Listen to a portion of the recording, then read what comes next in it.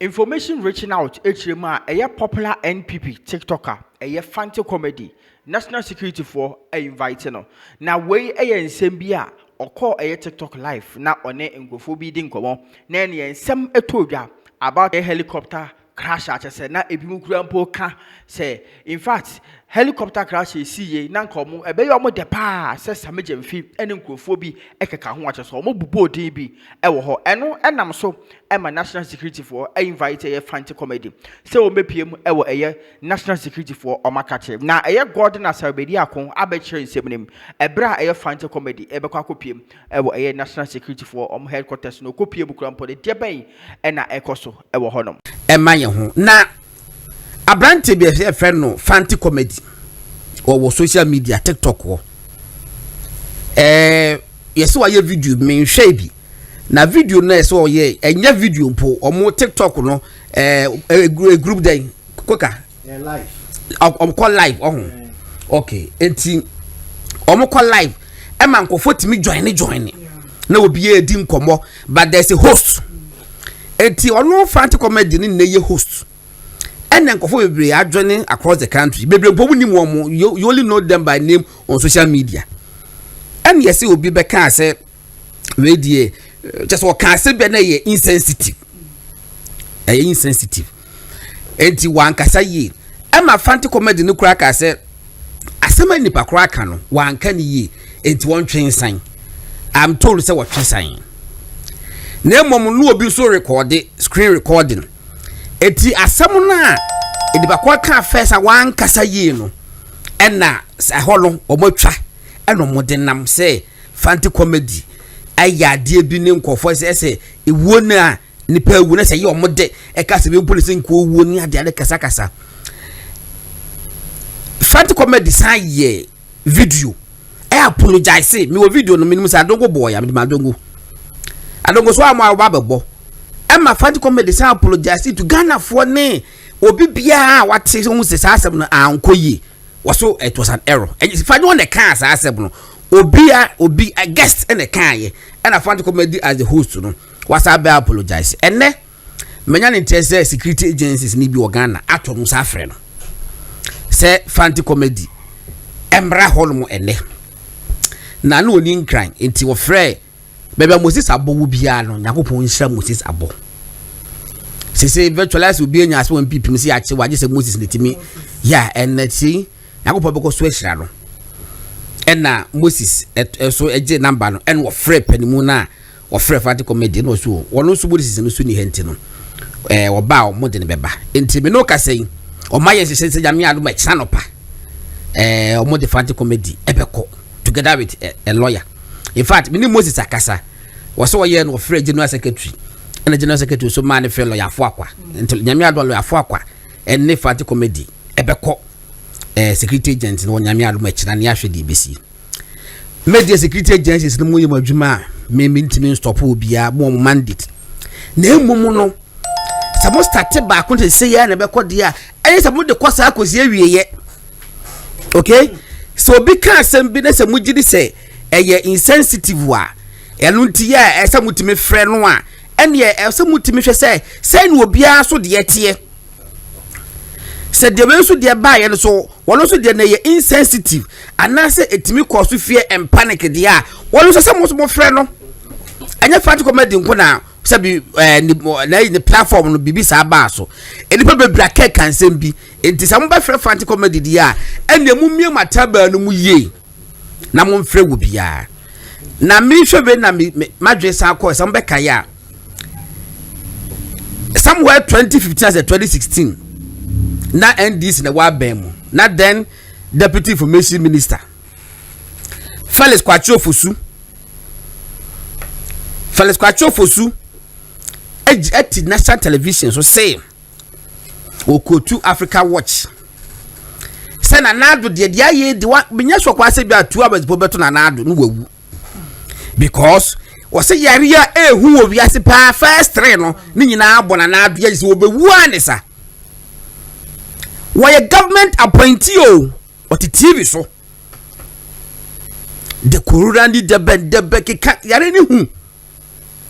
ene na nado nya mencha de wadi 81 years nyagopo so nya ntolo nsa hwe ne ho ya yefe he's looking so fresh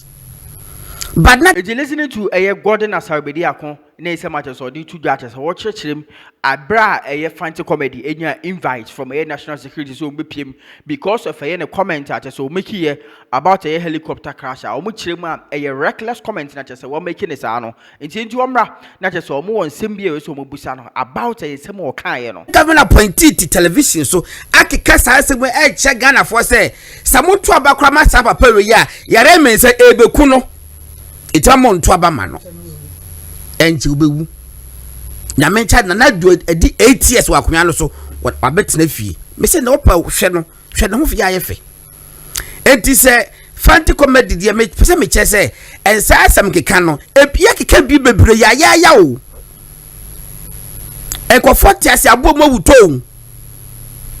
eso so no NPP aban tolerant enough wan shedan kwachi obia but ne media me say sadna sa regime we wo pa no problem so obia kan asem na you think say you insensitive to the sensibilities of Ghanaians entino mo pese mo ma stability bi bad ya sanitary system na no problem ba ma mo fo nipa ba akofo nipa bebre na aye mo pese e boa mo so a ye nyina be hwe social media de ekoso se mo nyiwe mo enyi mo pa mo fa email bi ntu ba bi se mo nya mo fa mra ne ya fre nipa kro no. We are only appealing to say me aduma chena mamon kwaye Fante comedy ayaka de. That's all what we want to say. Oba enko mo ni bedie no mo ni ndi a mo nwie ne ntem no nko abon nko ntem no nko ye adwuma nya ban de twa de ka mo aban de twa mo ka wono a private person for all you know bi go pa echen nko adwuma ebusafo ni di it mesre mo mo also about 10 o'clock oba ntem mo nwie ne ntem no nko ba bi na adwuma ko ye no onko so enko ye. Na Dr. Mahmoud Bawumia, just like the boss, once his boss, they still in the boss. Na kufu adu someone kofu keka fa no ho. E twa ntro why say now say he's been vindicated. Na gold board, yaka gold board ho asem. No gold board, gold for oil.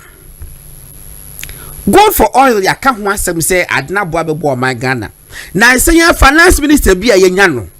Ato forcing ready me can't trust ato forcing a trofo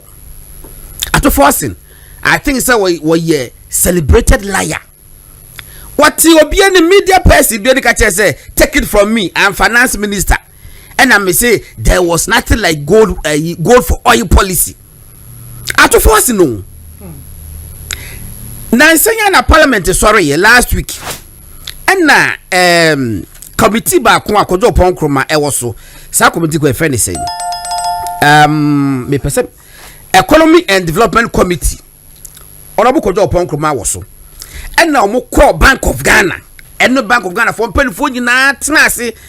say omo hwehwe mu na so mutimi hwe mu books mu say the economy no esiko say bia chakra mo betima tena na mo betimi the advice bia ba Bank of Ghana for ka kire onobu kojo ponkroma committee na wo so ne say gold for oil policy na buy no so far yet the gold for oil no enko akwakoto oil more than 1.7 billion dollars Bank of Ghana for penny for the car yo yeah receipt bibia wo documentation nyina wo ho ato forcing what any so I say take it from me finance minister me na make me wan so boa and then deputy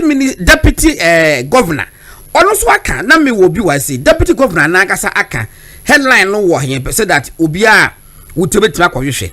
was say domestic gold purchase program has helped stabilize cedi and ease inflation first deputy governor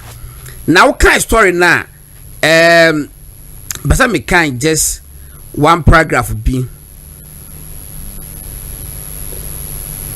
okay, what's say gold for oil program. Dr. Zakaria also highlighted how the success of the gold purchase program paved the way for the gold for oil initiative, which in quotes provides FX and then gold to support the importation of petroleum products through government to government arrangement. Where ye deputy governor of the Bank of Ghana, President Mahama Barrow appointed, I think somewhere March or appointed. It's when NPP ni. It's a 2 force or taste us and whatever. Say take it from me, may your finance minister. Say we a trophy. Baby, and no.